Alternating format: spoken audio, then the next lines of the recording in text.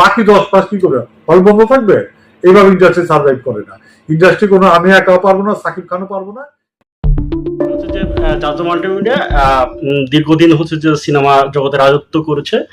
কিছুদিন ধরে হচ্ছে যে জাজ মাল্টিমিডিয়া হচ্ছে যে তাদের কার্যক্রম অনেকটাই সীমিত করে নিয়েছে। এই যে কার্যক্রম সীমিত করে নেওয়া বা সিনেমা ওই অর্থে না করা, এর পেছনের কারণটা কি? আচ্ছা, ব্যবসা, এটা যদি ব্যবসা হিসাবে দেখেন, ব্যবসাটা রানিং প্রক্রিয়া থাকে। যখন করোনা হইলো, আমরা বড় একটা ধাক্কা খাইলাম। তারপর শনিবার বিকেল আমার অনেক বড় ইনভেস্টিগেশন ছবি আটকে আছে, আরো কিছু ছবি আছে আটকে আছে, কিংবা ব্যবসা সফল করতে পারেনি অনেক বড় লোক। ওইসব কারণে আমরা ক্রাইসিসে পড়ছি। এটা কাটায় উঠছি। আমরা সামনে ঈদের থেকে আশা করি আবার ছবি করি নাই যে তারা ছবি প্রতি বছরই, গত ঈদে আমার 2টা ছবি রিলিজ হয়েছে একই সাথে।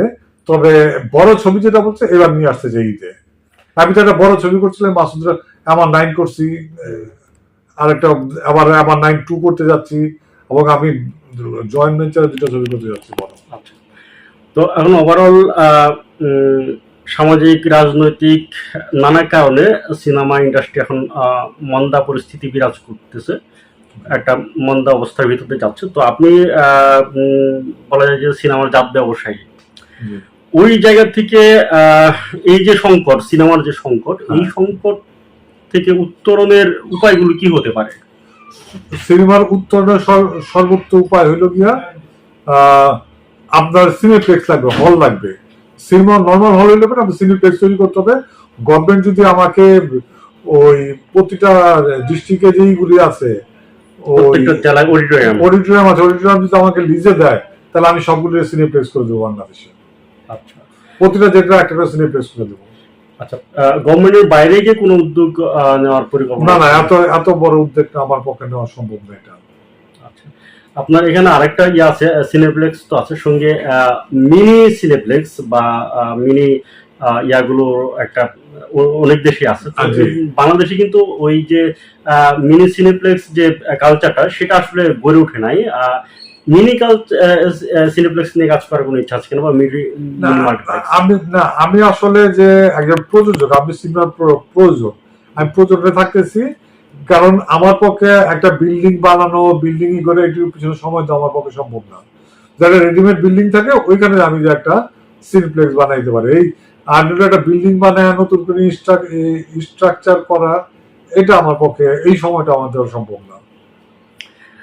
এখন হচ্ছে আমি বলবো, গভর্নমেন্টকে বলবো যে আপনারা সবগুলি যদি আমাকে না দেন, তাহলে স্টার সিনেপ্লেক্সকে আপনার সব জেলার অডিটোরিয়াম গুলি দিয়ে দেন, ওরা সিনেপ্লেক্স তৈরি করে ফেলো।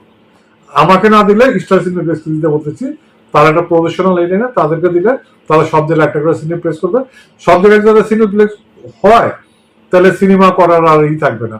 ওটা আমি একটা বড় সিনেমা বানাইতে যে এত একটা থাকে, রিস্ক থাকে, অর্থর একটা রিস্ক থাকে। তো আমি করব কি করব না, এই রিস্কটা খুব বড় একটা। আগে আমি একটা করতাম তো 283 হল ছিল, এখন তো 36টা হল চলতেছে। আজকে 36টা হল চলতেছে। 36টা হল দিয়ে আমি একটা বড় সিনেমা বানাবো, এই সাহসটা পাই না খুব একটা। আচ্ছা, আপনি বললেন যে সেই 200-300 থেকে 36টা হলে নেমে এসেছে, কিন্তু আমাদের হচ্ছে যে অনেকেই বলে যে আমাদের শাকিব খান হচ্ছে সিনেমা ইন্ডাস্ট্রিকে টিকিয়ে রেখেছে। তো সেই জায়গা থেকে যদি বলি, তাহলে এখন 36টা হচ্ছে যে সিনেমা হলে নেমে এসেছে। এই যে বিতর্ক, এই বিতর্ক নিয়ে আপনার কিছু বলার আছে কিনা? আচ্ছা, আসলে কোন ইন্ডাস্ট্রি কেউ এককভাবে টিকে রাখতে পারে না। আমাকে শাকিব খান বছরে 2টা ছবি করতেছে। এখন যদি বছরে 2টা ছবি করে, তাইলে বছরে 52টা 2টা ছবি দিল, আর 2 মাস চললো, আর বাকি 10 মাস কি করে হল বন্ধ থাকবে? এইভাবে ইন্ডাস্ট্রি সার্ভাইভ করে না। ইন্ডাস্ট্রি কোনো আমি একাও পারবো না, সাকিব খানও পারবো না। এটা একটা সমষ্টিগত ব্যাপার, একটা পলিসির ব্যাপার।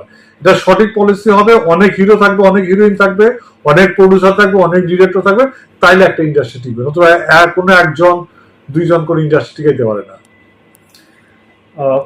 ঠিক আছে ভাই, ধন্যবাদ আপনাকে সময় দেওয়ার জন্য।